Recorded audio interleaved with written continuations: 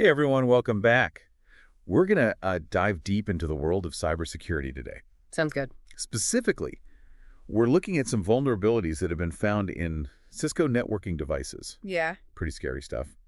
And we're going off of a cybersecurity news article Right. that really lays out a lot of these details. It's a bit of a thriller, to be honest with you. It is. So we're going to go through these and kind of give you the rundown of what's going on and what it means. Yeah, and I think it's important to realize that these vulnerabilities are not just like theoretical problems. Right. These are actually being exploited. Right now, yeah. While we're sitting here having coffee, people are trying to break into systems using these vulnerabilities. Yeah, it's a good thing to think about, isn't it? Yeah. So the first one we're going to talk about is this CVE 2024-2481. All right. And this affects Cisco's ASA, which is their adaptive security appliance, as well as the Firepower Threat Defense Software, or FTD. Right. I think a lot of people can think of these as essentially firewalls, right? Yeah, essentially the gatekeepers of the network. Yeah, they're designed to stop bad guys from getting in. Right. But this vulnerability allows attackers to overload something called the RAVPN service on these devices. Exactly. I'm not super familiar with RAVPN. What is that? Yeah, so RAVPN, you can kind of think of it like a secure tunnel for remote users to access the corporate network or resources. So with this vulnerability, attackers can, just like slam that tunnel with traffic? Yeah, you got it. Basically a denial of service type attack. Yeah. They're overloading that service so that legitimate users can't get through. Got it. Okay. And the problem with this particular vulnerability is that there's no immediate workaround. Really? Yeah, so Cisco's recommendations are kind of long-term strategies. Like what? Things like enabling logging so you can track what's going on in your network. Right.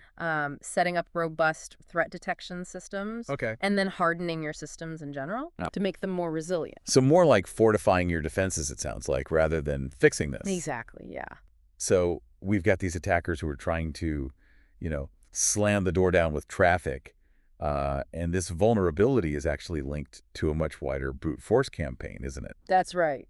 So can you break down what a brute force attack actually is? Yeah, so you can think of a brute force attack as like trying every single key on a giant key ring until you find the one that opens the lock, right? Right. So in this case, they're trying different username and password combinations. Over and over. Over and over, exactly. Hoping to guess the right one. Okay, and the article said this is targeting VPNs and SSH services. Yes. I understand VPNs. We've talked about that. Yeah. But what's SSH? So SSH stands for Secure Shell. Okay.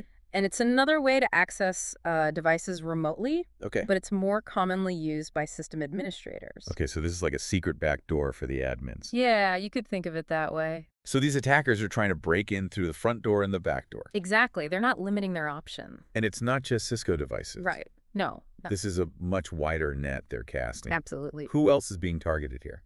So in addition to Cisco, we're talking Checkpoint, Fortinet, SonicWall, MikroTik, Draytech, Ubiquiti. That's like a who's who of the networking world. It really is. And you know what else is kind of scary is that they mentioned in the article that they're using both like common usernames, like admin and password and stuff, but also ones that are specific to certain organizations. That's right. Which means that they're doing reconnaissance before they attack. Yeah. Right. Exactly. Like they're actually doing their homework. It suggests a level of planning. Yeah. That's a little concerning. Definitely. And to make matters worse, they're also using tools like TR exit nodes to try to hide where they're coming from. So you can't even trace these guys. It's really, it's like trying to catch a ghost almost. It's like a digital phantom, yeah. Exactly. Okay, so we've got this DOS vulnerability. It's tied to this big brute force campaign. Right. But then there's 3 other critical flaws that Cisco disclosed. Yeah. And these are, just reading through the article, these seem even more serious. Yeah, the previous ones we were talking about, it was more about like being locked out, right? With these. It's about the attackers actually getting control. Okay, so what's the first one? So the first one is CVE 2024-2412. Okay. And this one exploits hard-coded passwords in the system. So they're literally just using passwords that are like pre-programmed into the device. It's almost as if the manufacturer left a key under the welcome mat. Wow. Yeah, that's not a good look, is it? No. All right, and what about the other 2? What are those? So those are CVE 2024-2424 and CVE 2024-2329. Okay. And both of those give attackers the ability to execute commands as root.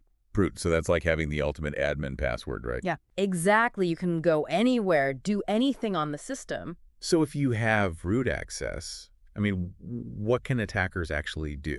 Well, they could steal sensitive data. Right. They could install malware. Uh-huh. They could potentially even cripple the entire system. So this is like someone breaking into your house and being handed the keys to everything. That's a good analogy, yeah. This is a lot to take in. It is.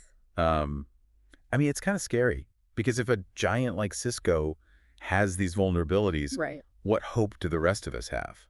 Yeah, no system is truly impenetrable. Right. But there are things we can do to protect ourselves. Like what? The most important thing is to keep your systems updated. Okay. Because when companies like Cisco find these vulnerabilities, right, they release patches to fix them. So it's like getting your software vaccinated. Exactly. So it's not just something you do on your phone, I guess. No, all devices, especially the ones connected to the internet. Got it. And, going beyond just clicking the update button, you can subscribe to security advisories from companies like Cisco. Okay. You can use vulnerability scanners to check your systems. Wow. So this is like being proactive. Exactly. Rather than waiting for something bad to happen. Exactly, yeah. All right. Well, this has been very eye-opening, to say the least. We've gone from what seemed like a simple denial of service attack to this full-blown, cyber espionage thriller. It is. Attackers lurking in the shadows, hidden flaws. I mean, it is. It really makes you think about cybersecurity in a whole new way. Definitely. Any final thoughts before we wrap up? Yeah, I think the biggest takeaway here is just the importance of staying informed. And, if a company like Cisco, with all their resources, can have these vulnerabilities, it just shows that we all need to be vigilant. Absolutely, yeah. And take steps to protect ourselves. Great point to end on. Yeah. Knowledge is our best weapon in this fight. Absolutely. All right, well, thanks for joining us for this deep dive. My pleasure. And until next time, stay safe out there. See you later. Bye. Bye.